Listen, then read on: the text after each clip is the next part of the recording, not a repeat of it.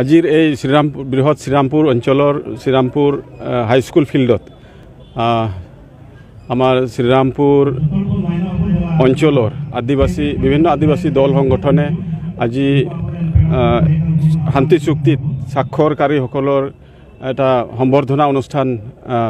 ইয়াত পতা হৈছে আৰু সেই সম্বৰ্ধনা অনুষ্ঠানত আমাক 5টা সংগঠনৰ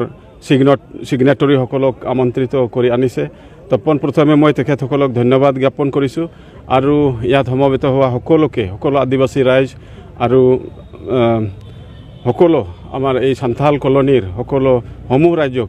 আমি 5টা সংগঠনৰ তৰফৰ পৰা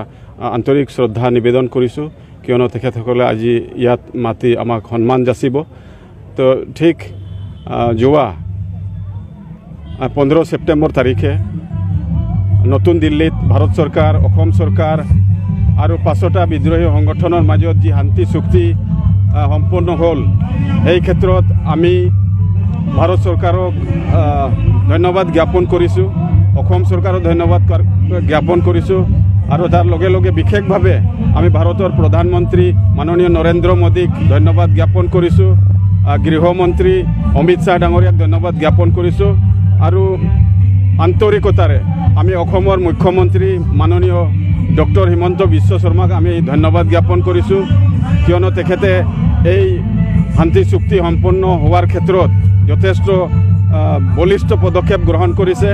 আৰু আমি ভাবোঁ যি শান্তি চুক্তি আমাৰ সুচাৰুৰূপে হৈ গ'ল, এইটো অসমৰ আদিবাসীসকলৰ কাৰণে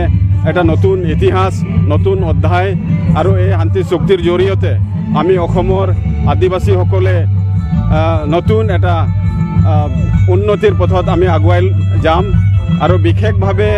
আমাৰ শান্তি চুক্তিক জনজাতিকৰণৰ পৰা আৰম্ভ কৰি আমাৰ বিভিন্ন দাবীসমূহ এটা সন্নিৱিষ্ট কৰা আছে, যি দাবীয়ে আমাক সাংবিধানিক ৰক্ষা কৱচ প্ৰদান কৰিব। নিশ্চয়কৈ এই ক্ষেত্ৰত কোনো ধৰণৰ আলোচনা এতিয়াও হোৱা নাই আৰু এই ক্ষেত্ৰত প্ৰত্যক্ষভাৱে হস্তক্ষেপ কৰিব অসমৰ মাননীয় মুখ্যমন্ত্ৰী, তেখেতৰ হাতত এইটো আছে। নাই, এই ক্ষেত্ৰত হয়তো এই প্ৰপ'জালটো হয়তো তেখেতৰ ব্যক্তিগত হ'ব পাৰে,